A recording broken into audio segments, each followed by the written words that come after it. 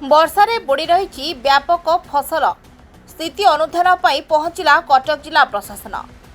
ସ୍ଥିତି ଅନୁଧ୍ୟାନ ପାଇଁ ସୋମବାର ଦିନ ମାହାଙ୍ଗା ବ୍ଲକର 37ଟି ଗ୍ରାମ ପଞ୍ଚାୟତର ବିଭିନ୍ନ ଜଳବନ୍ଦୀ ଅଞ୍ଚଳ ବୁଲିଲେ ପ୍ରଶାସନିକ ଅଧିକାରୀ। ଲଗାଣ ବର୍ଷା ଯୋଗୁଁ ଗୋବରୀ ଓ ମଇଚରାରେ ଜଳସ୍ତର ବୃଦ୍ଧି ପାଇବାରୁ ଲୋକଙ୍କ ଅବସ୍ଥା ବେହାଲ ହୋଇପଡ଼ିଛି। ଚାଷୀଙ୍କ ତଳି ଚାରା ବି ଏହା ମଧ୍ୟରେ ପଚିଯାଇଛି। ଲଗାଣ ବର୍ଷାକୁ ନେଇ ଚାଷୀ ମୁଣ୍ଡରେ ଚଡ଼କ ପଡ଼ିଛି। ସେହିପରି ବିରୁପା ଗେଙ୍ଗୁଟି ଅଞ୍ଚଳରେ ମଧ୍ୟ ସମାନ ସ୍ଥିତି। ପାଣିରେ ବୁଡ଼ି ରହିଛି ଫସଲ। ଆଜି କଟକ ଉପଜିଲ୍ଲାପାଳ, ସ୍ଥାନୀୟ ବିଡିଓ, ସ୍ଥାନୀୟ ତହସିଲଦାର, ଡ୍ରେନେଜ ଡିଭିଜନ, ଜଳସମ୍ପଦ, କୃଷି ଓ ଉଦ୍ୟାନ କୃଷି ବିଭାଗର ଅଧିକାରୀଙ୍କୁ ନେଇ ବିଧାୟକ ଶାରଦା ପ୍ରଧାନ ଅନେକ ପଞ୍ଚାୟତରେ ପହଞ୍ଚି ସ୍ଥିତି ଅନୁଧ୍ୟାନ କଲାବେଳେ ବହୁ ଚାଷୀ ସେମାନଙ୍କର ଦୁଃଖ ପ୍ରଶାସନକୁ ଜଣାଇଥିଲେ। ଉପଜିଲ୍ଲାପାଳ ଏବଂ ଅନ୍ୟ ଅଧିକାରୀମାନଙ୍କୁ ବିଧାୟକ ପାଣି ଘେରରେ ଥିବା ଅଞ୍ଚଳ ବୁଲାଇବା ପରେ ସେମାନେ ଫେରି ଯାଇଛନ୍ତି। ଏସବୁ କ୍ଷତିର ପ୍ରାକ୍ ଆକଳନ ପାଇଁ ପ୍ରଶାସନକୁ ନିର୍ଦ୍ଦେଶ ଦିଆଯାଇଛି। ବିଭାଗୀୟ ମନ୍ତ୍ରୀ ଓ ସଚିବଙ୍କ ସମେତ ଜିଲ୍ଲାପାଳଙ୍କୁ ଅବଗତ କରାଯିବ ବୋଲି ସୂଚନା ମିଳିଛି। ତେବେ ସମୟ କହିବ ମାହାଙ୍ଗା ଅଞ୍ଚଳର କ୍ଷତିଗ୍ରସ୍ତ ଚାଷୀଙ୍କ ପାଇଁ ସରକାର ଆଗକୁ କି ପ୍ରକାର ସହାୟତା ଘୋଷଣା କରୁଛନ୍ତି।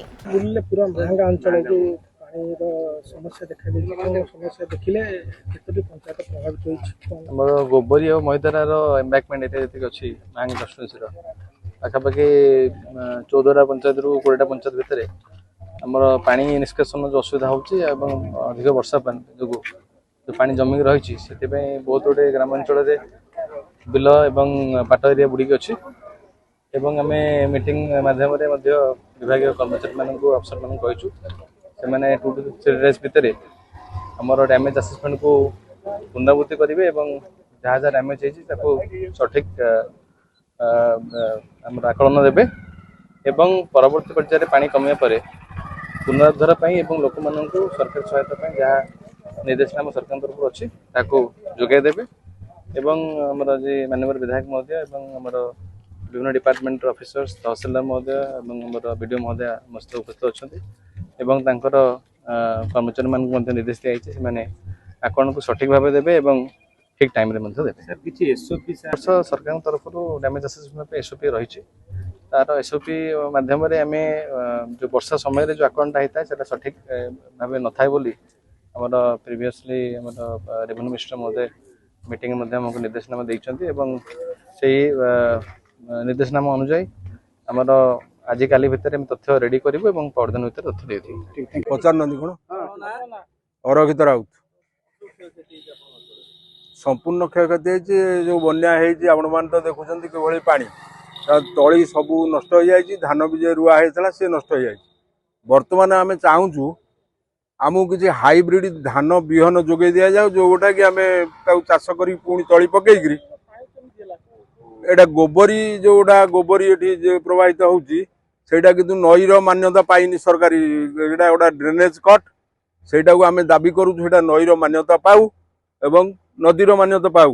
ଆଉ ଭବିଷ୍ୟତରେ ତାର ପ୍ରତିକାର ପାଇଁ ଆର ତଳମୁଣ୍ଡକୁ ଓସାରିଆ କଲେ ପାଣିଟା ନିଗିରିବ। ଏଠି ପ୍ରାୟ ଗୋବରୀ କୂଳେ କୂଳେ 20-25ଟା ଗାଁ ଅଛି। ପ୍ରତିଶ୍ରୁତି ଦେଇଛନ୍ତି ତ, କହିଲେ ହଁ ସେଟା ଓସାର କରାଯିବ ତଳ ମୁଣ୍ଡ। ଆଉ ଆମେ ଗୋଟେ ଘେରି ବନ୍ଧ ପାଇଁ ବି ଏଠି ତାଙ୍କୁ ଦାବି ଜଣେଇଛୁ। ଘେରି ବନ୍ଧଟା ହେଲେ ପାଣି ଯେତେବେଳେ ପଶି ଯାଉଛି ସେଟା କବାଟ ସିଷ୍ଟମ ହବ ପଡ଼ିବ ଏବଂ ତାପରେ ଯେତେବେଳେ ନଈରୁ ପାଣି କଟିବ ସେଟା ଖୋଲା ହବ। ଏଇଟା କହିଛୁ, ଦାବି ଜଣେଇଛୁ। କେତେ ଦୂର ତାହା ହବ ତା ଭବିଷ୍ୟତରେ ସମୟ କହିବ। ଆଉ ଆଜି ଆମର ମେନ୍ ଚୀନର ଦୁଃଖ ହୋୟାଙ୍ଗ ଭଳି ଆମର ମଧ୍ୟ ଗୋବରୀ ମଇଜରା ଦୁଃଖ ଆପଣମାନେ ଜାଣିଛନ୍ତି। ଏ ବର୍ଷ ଲଗାଣ ବର୍ଷା ଦ୍ୱାରା ପାଖାପାଖି ବିରୁପା ଗେଙ୍ଗୁଟି ଲୁଣା ଚିତ୍ରତଳା ସହ 1ରୁ 30 ନମ୍ବର 30ଟି ଡ୍ରେନେଜ୍ କଟ୍ର ଜଳ ନିଷ୍କାସନ ଅସୁବିଧା ହେତୁ ବ୍ୟାପକ ଚାଷ ଜମିର କ୍ଷୟକ୍ଷତି ହୋଇଛି। ମାନ୍ୟବର ରାଜସ୍ୱ ମନ୍ତ୍ରୀଙ୍କ ନିର୍ଦ୍ଦେଶ କ୍ରମେ ଆଜି ଜିଲ୍ଲା ଏବଂ ଉଭୟ ବ୍ଲକ ତହସିଲ ପ୍ରଶାସନ ମାନେ ଆଜି ବିଭିନ୍ନ ଅଞ୍ଚଳ ପରିଦର୍ଶନ କଲେ। ପାଖାପାଖି ଏ ନିର୍ବାଚନ ମଣ୍ଡଳୀର 90% ଉର୍ଦ୍ଧ୍ୱ ଚାଷ ଜମି ଜଳବନ୍ଧ ଅଛି, ଏବେ ବି ଅଛି ଏବଂ ତା ମଧ୍ୟ ବହୁତ ଚାଷୀ ପାଖାପାଖି ଚାଷୀଙ୍କର କ୍ଷୟକ୍ଷତି ହେଇଛି। ଏବଂ ବିଭିନ୍ନ ଅଞ୍ଚଳରେ ଯେଉଁଠି ତଳ ଅଞ୍ଚଳରେ ଗାଁ ଅଛି ବହୁତ ରୋଡ଼ ମଧ୍ୟ ଡିସ୍କନେକ୍ଟ ହେଇଯାଇଛି। ଆର୍ଡି ରୋଡ଼ ଡିସ୍କନେକ୍ଟ ହେଇଛି। ବହୁତ ଗ୍ରାମ ଉନ୍ନୟନ ଏବେ ଯେଉଁ ଗ୍ରାମ୍ୟ ରାସ୍ତା ପଞ୍ଚାୟତରାଜ ବିଭାଗର ସେ ମଧ୍ୟ ବୁଡ଼ି ଯାଇଛି। ଏବଂ କିଛି କିଛି ହେଭି ରେନ୍ ଦ୍ୱାରା ଘର ମଧ୍ୟ ଗାଁରେ କଚ୍ଚା ଘର ଭାଙ୍ଗିଛି।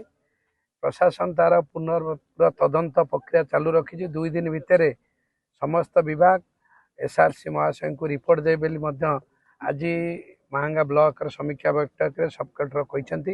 ଏବଂ 2 ଦିନ ପରେ ରିପୋର୍ଟ ଦେଲା ପରେ ସରକାର ନିଶ୍ଚିନ୍ତ ମାହାଙ୍ଗା ନିର୍ବାଚନ ମଣ୍ଡଳୀରେ ବନ୍ୟାରେ କ୍ଷୟକ୍ଷତି ହୋଇଥିବା ସମସ୍ତ ବିଭାଗରେ ଯେଉଁମାନେ ହିତାଧିକାରୀ ଅଛନ୍ତି, ଯେଉଁମାନେ ଘର ଭାଙ୍ଗିଛି, କେଉଁଠି ରାସ୍ତା ବୁଡ଼ିଛି, ବିଶେଷ କରି ଚାଷୀମାନଙ୍କର ଚାଷ ଜମି ଯେଉଁ କ୍ଷୟ ହୋଇଛି ତାର ମଧ୍ୟ ସରକାର କେମିତି ସହଯୋଗ କରିବେ ସେ ମଧ୍ୟ ଆମେ ଆଲୋଚନା କରିବୁ। ପାଖାପାଖି କେତୋଟି ପଞ୍ଚାୟତ ପଞ୍ଚାୟତର ଚାଷ ଜମି କ୍ଷତି ହୋଇଛି। ଆପଣମାନେ ଜାଣିବେ ବିରୁପା ଗେଙ୍ଗୁଟି ଦ୍ୱୀପାଞ୍ଚଳ 1 ନମ୍ବର ଡ୍ରେନେଜ୍ କଟ୍ରୁ ଆରମ୍ଭ କରି ଲୁଣା ଚିତ୍ତୋତଳାର ନରୁଆ ମଙ୍ଗଳପୁର ଡ୍ରେନେଜ୍ କଟ୍ ପର୍ଯ୍ୟନ୍ତ ଆପଣ ଦେଖିବେ ସମସ୍ତ ଚାଷ ଜମି ଆଜି କ୍ଷତି ହୋଇଛି। ଚାଷ ତ 90 ଭାଗ 64 ପଞ୍ଚାୟତର 90 ଭାଗ ଚାଷ ଜମି ୱାଟର ଲଗିଂ ହେତୁ କ୍ଷତି ହୋଇଛି ଏବଂ ବିଭିନ୍ନ ପ୍ରକାର କ୍ଷତି ଏବଂ କେମିତି ଆଗାମୀ ଦିନରେ 2-3 ବର୍ଷ ଭିତରେ ଘଟଣା ଘଟି ନଥିଲା।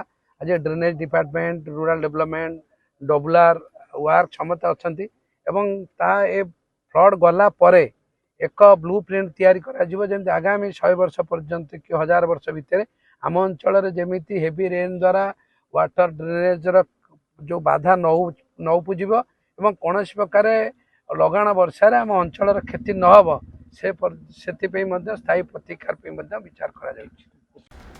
ମାହାଙ୍ଗାରୁ ଅକ୍ଷୟ ରାଉଳଙ୍କ ରିପୋର୍ଟ, ନାଉ ଓଡ଼ିଶା।